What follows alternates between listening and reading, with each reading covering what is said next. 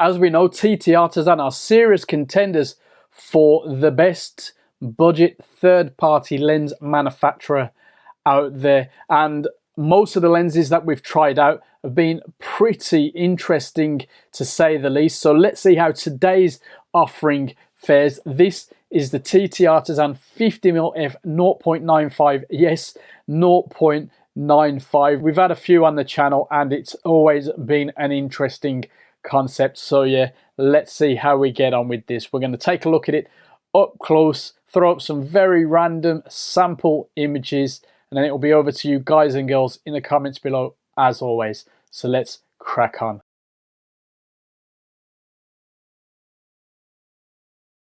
Let's have a little look here then. What's what? It's basically open. I need to cut those. There we go.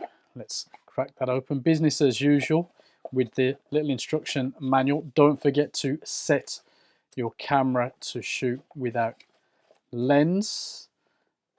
Pause there and squint if you want to see the stats. We'll mention some of them though. No, why not? Warranty card there. Let us know if you've had to use the warranty on a TTArtisan lens. I haven't, so I don't know how this customer service goes there, but I'd be pretty confident, you know. And there it is itself. This is a zebra style, as they call it. These actually have little grooves in them, little indents, so you can feel it. It's very tactile. Let's check out this aperturing. Aperturing is clicked. It's very light, but it's clicked. There's clearly no give along there, so it's a good job these are indented. Gives you a nice bit of grip there. It's a different design. We've got this very common screw cap. Good for protection, not so good for quick removal. There it is. The lens itself. 58mm filter thread, closest focusing of 50 centimeters, I believe it is. And there it is, round to infinity. It's not all internal, but doesn't change size that much, to be honest. Mount, good, no problems there. Haven't had problems fitting these TTArtisan lenses myself. Let's just cover this back up as we're at it. Gives you a full frame equivalent of 75mm, good for portraiture, etc. Angle of view 32 degrees, 10 diaphragm blades, 8 elements in 6 groups, as you probably saw there. That clicked aperture ring goes from 0.95 to 16, so there we go. That's decent. It's all metal. It's a nice chunky but small solid piece of metal is probably the best way to put it. Weighs in at around 411 grams, and yeah, that should fit nicely. Even on the smaller bodies, I don't think it'll be too bad. Now, there's no lens hood knocking about here. Of course, there's no weatherproofing, so we'll see how we get on with that. I'm not sure if you can get one. If you can, I'll mention it, but yeah, nice tidy lens that.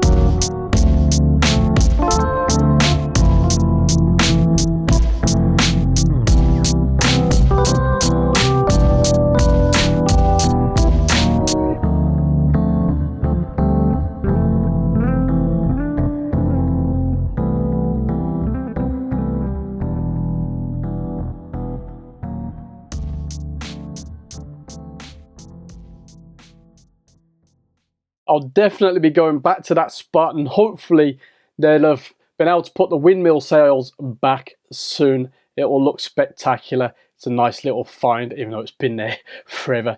Anyway, hands-on, day-to-day, the lens feels okay on my T4.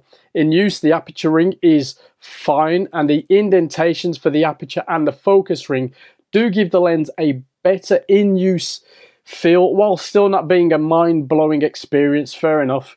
It's more good than bad though, and the overall build quality is definitely solid, and the all-metal construction should stand up to the test of time. Now that focusing ring moves smoothly, and while some might prefer a longer throw, it's still pretty usable.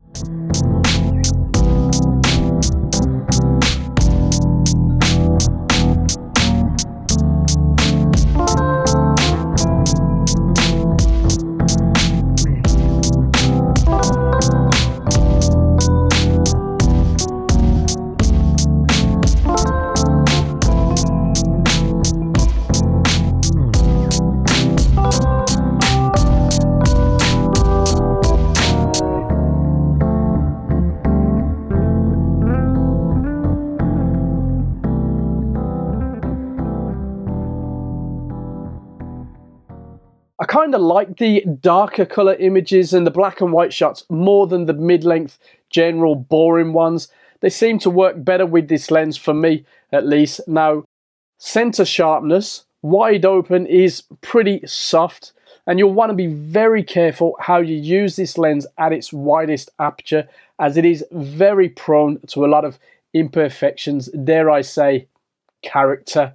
Now, stopping down just to 1.4 makes a noticeable difference, but it's not until f8 that the lens reaches its best, and you don't buy a 0.95 lens really to live, well, anywhere further away from 0.95. Having said that, you can imagine how the corner sharpness is as well. At 0.95, you're not even allowed to consider that, are you? Really, you know, get down to around 2.8, 4, and life is a lot better at the edges if you need it to be. Now, I don't think you would get this lens if you're super picky about edge-to-edge fidelity, but there you have it. Here's a quick sequence of images where the only thing that changes is the aperture, so make of it what you will. You might need to pause here and there.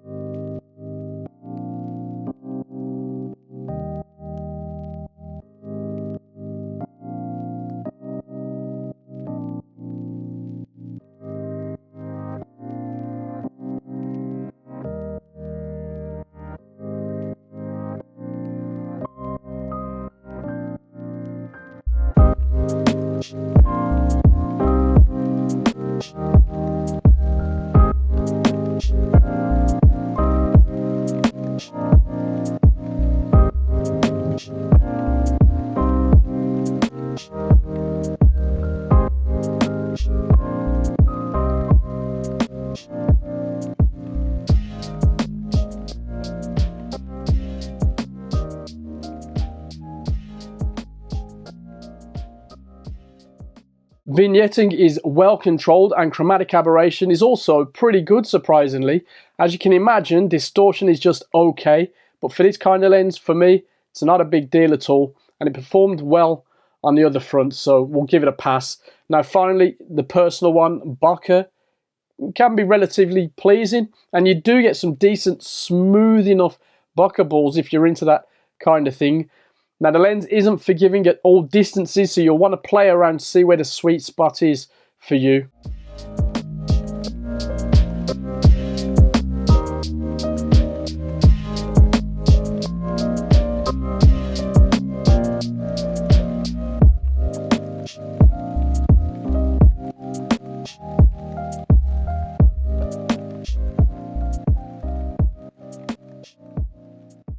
Now, final set of unedited shots then, this time from Aston Hall, and this time we'll include some more stopped down building shots and also close-ups for good measure.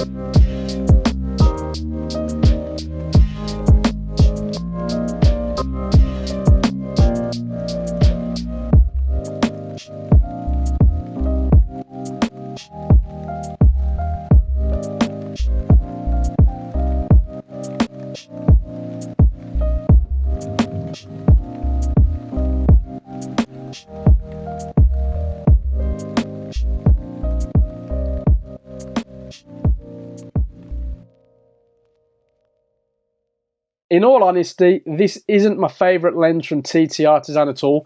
It's not bad, and in some instances, it surprised me.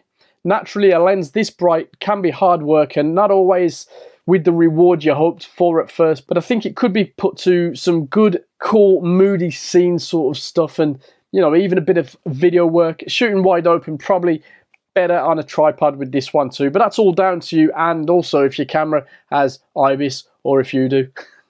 Anyway, a lens like this, I think, has to inspire you. It's not a workhorse, it's a creative tool. So if it helps you to create and maybe have fun with photography or video shooting, fair play. Not every lens will do that for you, but that doesn't make it bad to the next person. Overall, the build and handling is good. Image quality is challenging, but in some circumstances, some styles, there's potential. Not as a daily driver necessarily, but for something different, something little left field. Now at $199.99 at the time of recording this piece, it's a tricky one. The TTArtisan 50mm f1.2 and even the equivalent lens from 7 Artisans inspired me more, but then we're all different, and this lens does have potential in the right hand. So yes, as always, we want to hear from you in the comments below if you've used this lens, and I'll see you very soon with a lot of very decent Fujifilm gear coming up, like the XF33 that I've been using a lot on these videos, the XF23mm, a rather interesting cine lens from 7 Artisans, and just for the crack, a fisheye from Maker.